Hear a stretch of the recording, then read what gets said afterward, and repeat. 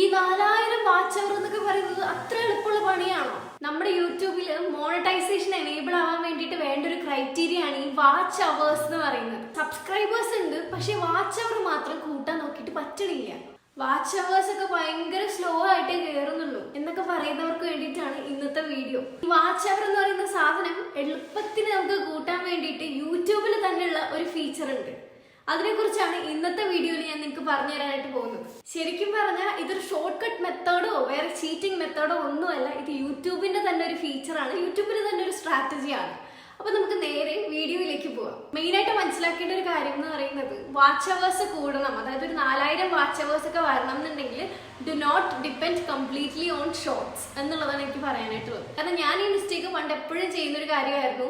എപ്പോഴും ഷോർട്സ് മാത്രം ഇട്ടുകൊണ്ടിരിക്കും. Because I thought 10 million views in 3 months എന്ന് പറയുന്നത് ഭയങ്കര എളുപ്പമല്ലേ, അങ്ങനെ ചെയ്താൽ കുറച്ചുകൂടി ഈ 4000 വാച്ച് അവേഴ്സ് ഒക്കെ കിട്ടുന്നേക്കാളും കുറച്ചുകൂടി എളുപ്പത്തിന് ഇത് ചെയ്യാൻ പറ്റുമല്ലോ എന്ന് വിചാരിച്ചിട്ട് ഞാൻ ചെയ്തൊരു മണ്ടത്തരമായിരുന്നു ഇത്. ദയവ് ഇത് ആരും അത് ചെയ്യരുത്. നമ്മൾ ഈ ഷോർട്സ് വീഡിയോയിൽ മാത്രം ആശ്രയിച്ച് കഴിഞ്ഞാൽ നമുക്ക് ഒരിക്കലും നമ്മൾ വിചാരിക്കുന്ന ആ ഒരു ടാർഗറ്റ് പെട്ടെന്ന് നമുക്ക് കിട്ടില്ല. ഒരുപാട് ടൈം എടുക്കും. നിങ്ങൾ വിചാരിക്കുന്ന പോലെയല്ല, ഷോർട്സിൽ പക്ക നമ്മുടെ ലക്ക് ബേസ്ഡ് ആണ് ഷോർട്സ് എന്ന് പറയുന്നത്. 10 മില്യൺ വ്യൂസ് 3 മാസത്തിൽ എന്നൊക്കെ പറയുന്നത് ചില്ലറ കാര്യമല്ല. അപ്പൊ അതുകൊണ്ട് ആദ്യം തന്നെ ആ ഒരു മിസ്റ്റേക്ക് അവോയ്ഡ് ചെയ്യുക എന്നുള്ളതാണ് എനിക്ക് പറയാനായിട്ടുള്ളത്. ഷോർട്സ് അപ്ലോഡ് ചെയ്യാതിരിക്കുക, അതായത് ഷോർട്സ് അപ്ലോഡ് ചെയ്തുള്ളൂ, അതിന് കുഴപ്പമൊന്നുമില്ല. പക്ഷെ നമ്മൾ മെയിനായിട്ട് ഡിപ്പെൻഡ് ചെയ്യേണ്ടത് നമ്മുടെ ലോങ് വീഡിയോയിലായിരിക്കണം. അതായത് നമ്മുടെ ചാനലിൽ ഡെയിലി ലോങ് വീഡിയോസ് അപ്ലോഡ് ചെയ്തുകൊണ്ടിരിക്കുക. അതൊരു 5 to 10 minutes ഉള്ള ലോങ് വീഡിയോസ് തന്നെ അപ്ലോഡ് ചെയ്യാനായിട്ട് നോക്കുക. അപ്പൊ അതിനനുസരിച്ച് നമ്മുടെ വീഡിയോയുടെ ലെങ്ത് അനുസരിച്ച് നമ്മുടെ ആവറേജ് വ്യൂ ഡ്യൂറേഷൻ കുറച്ച് കൂടുതലായിരിക്കും. അങ്ങനെ കൂടിക്കഴിഞ്ഞാൽ നമുക്ക് അത്രത്തോളം വാച്ച് അവേഴ്സ് കൂടുന്നതായിട്ട് നമുക്ക് കാണാനായിട്ട് പറ്റും.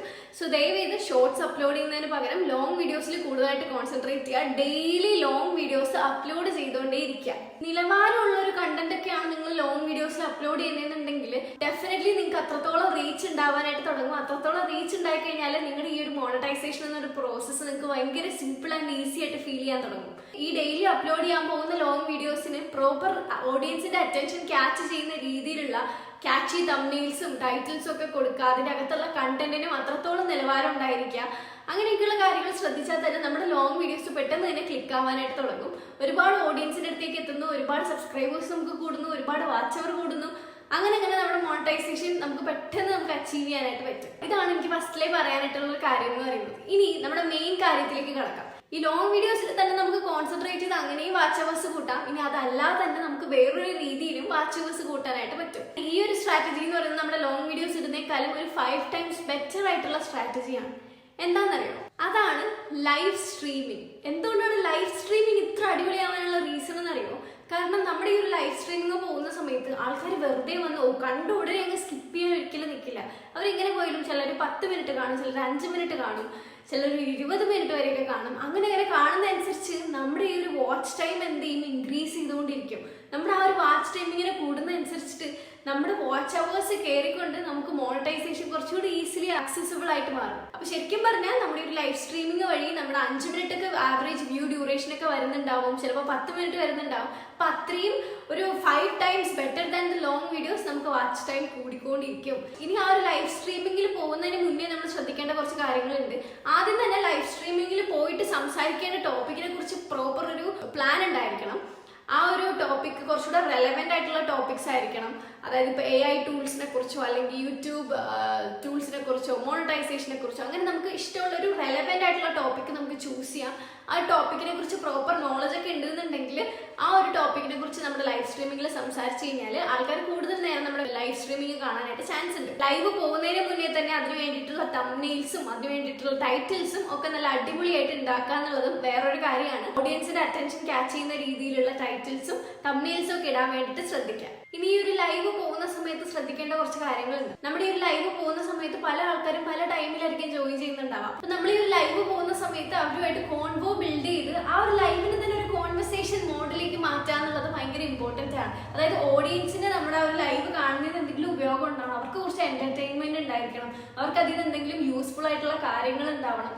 എന്നാൽ മാത്രമേ ആൾക്കാരത് കണ്ടുകൊണ്ടിരിക്കുള്ളൂ. ഇല്ലെങ്കിൽ അവർ പകുതി വെച്ച് കണ്ടിട്ടങ്ങ് പോകും. നമ്മളത് ഭയങ്കര എന്റർടൈനിങ് ആയിട്ട് മുന്നോട്ട് കൊണ്ടുപോകാന്നുള്ളതാണ് ഏറ്റവും കൂടുതൽ ശ്രദ്ധിക്കേണ്ട കാര്യം എന്ന് പറയുന്നത്. ഇനി ഈ ഒരു വാച്ച് ടൈം കൂടാൻ വേണ്ടിയിട്ട് നമ്മളെ ഹെൽപ്പ് ചെയ്യുന്ന വേറെ കുറച്ച് കാര്യങ്ങൾ എന്താണെന്ന് വെച്ച് കഴിഞ്ഞാൽ ഒരിക്കലും പെട്ടെന്ന് തന്നെ നമ്മുടെ ലൈവ് അങ്ങ് നമ്മൾ എൻഡ് ചെയ്യരുത് കേട്ടോ. നമ്മളത് കുറച്ച് കൂടുതൽ നേരം അത് കണ്ടിന്യൂ ചെയ്ത് കൊണ്ടുപോയിക്കൊണ്ടേയിരിക്കണം. കാരണം പകുതി വെച്ച് നമ്മുടെ ലൈവിൽ കയറുന്നവരുണ്ടാവും, ലാസ്റ്റ് നിമിഷം നമ്മുടെ ലൈവിൽ ജോയിൻ ചെയ്യുന്നവരുണ്ടാവും, പല ടൈമിങ്ങിലായിരിക്കും പലരും നമ്മുടെ ലൈവിലേക്ക് കയറുന്നുണ്ടാവാം. അപ്പൊ അത് എൻഡ് ചെയ്യാതെ, നമ്മുടെ ലൈവ് സെഷൻ എൻഡ് ചെയ്യാതെ കൊണ്ടുപോകാന്നുള്ളത് ഭയങ്കര ഇമ്പോർട്ടന്റ് ആണ്.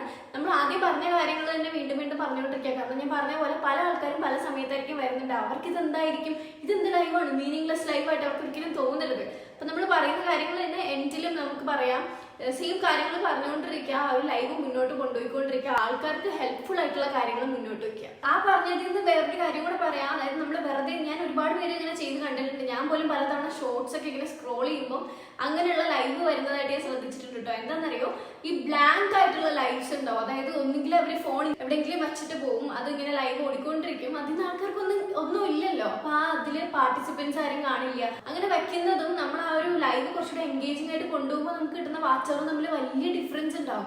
നമ്മളിപ്പോ ഒരു ലൈവിൽ പോയിട്ട് നമ്മൾ കുറെ നേരം മീനിങ് ഫുൾ ആയിട്ടുള്ള കാര്യങ്ങളൊക്കെ സംസാരിക്കുകയാണെന്നുണ്ടെങ്കിൽ നമുക്ക് നല്ല രീതിയിൽ വാച്ച് ടൈം കിട്ടും. നമ്മളെപ്പോഴും നമ്മുടെ യൂട്യൂബിന്റെ പോളിസീസ് വാല്യൂ ചെയ്യുക, ഒരു മീനിങ് ഫുൾ ആയിട്ടുള്ള ലൈവിൽ തന്നെ പോവുക. അതായത് നമ്മുടെ ലൈവ് ആൾക്കാർക്ക് എൻഗേജിംഗ് ആയിരിക്കണം, എന്റർടൈനിങ് ആയിരിക്കണം, അതിന് ആൾക്കാർക്ക് എന്തെങ്കിലും ഹെൽപ്ഫുൾ ആയിട്ടുള്ള കാര്യങ്ങളും ഉണ്ടാവണം.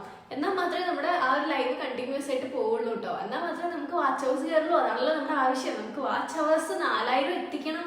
അതിനു വേണ്ടിയിട്ടാണ് നമ്മൾ കഷ്ടപ്പെടുന്നതെന്നുണ്ടെങ്കിൽ definitely go for meaningful live streams. നമ്മുടെ ഈ ഒരു യൂട്യൂബ് ചാനലിലെ ഗ്രോത്തിന് വേണ്ടിയിട്ടുള്ള ഒരുപാട് വീഡിയോസ് ഞാൻ എന്റെ ചാനലിൽ അപ്ലോഡ് ചെയ്തിട്ടുണ്ട്. ഇതുവരെ അതൊന്നും കണ്ടിട്ടില്ലാത്തവരാണെങ്കിൽ definitely go check it out. എനിക്ക് വരാറുള്ള കമന്റ്സ് കാണുമ്പോൾ തന്നെ നിങ്ങൾക്ക് മനസ്സിലാവും എന്റെ ചാനലിലുള്ള കണ്ടന്റ് എത്രത്തോളം ഉണ്ട്, എത്രത്തോളം ഹെൽപ്ഫുൾ ആണെന്നുള്ളത്. അപ്പോൾ ഡെഫിനറ്റ്ലി എൻ്റെ ഒരു ചാനൽ ചെക്കൗട്ട് ചെയ്ത് നോക്കുക. അതിൽ നിങ്ങൾക്ക് ഹെൽപ്ഫുൾ ആയിട്ടുള്ള എന്തെങ്കിലുമൊക്കെ കാര്യങ്ങൾ ഉണ്ടാവും. അതെല്ലാം ഒന്ന് ട്രൈ ചെയ്ത് നോക്കുക. നിങ്ങൾക്ക് ഏതാണ് ക്ലിക്ക് ആവുക എന്നുള്ളത് നമുക്ക് ഒരിക്കലും പറയാനായിട്ട് പറ്റില്ല. എപ്പോഴും ഈ ഒരു 4000 വാച്ച് അവർ എന്നുള്ളത് പലരുടെയും സ്വപ്നമാണ്. അപ്പൊ അതെല്ലാവർക്കും കീഴടക്കാൻ പറ്റട്ടെ എന്ന് ഞാൻ വിഷ് ചെയ്തുകൊണ്ട് എൻ്റെ ഇന്നത്തെ വീഡിയോ എൻഡ് ചെയ്യാണ്. അപ്പൊ ഈ ഒരു വീഡിയോ ഇഷ്ടപ്പെട്ടിട്ടുണ്ടെങ്കിൽ ജസ്റ്റ് ഒന്ന് ലൈക്ക് ചെയ്യുക, സബ്സ്ക്രൈബ് ചെയ്യുക. ഇനി ഇതുപോലത്തെ വീഡിയോസ് വേണമെങ്കിൽ ജസ്റ്റ് ഒന്ന് കമന്റ് ചെയ്താൽ മതിയാവും. അപ്പോൾ ഓക്കെ, ബൈ.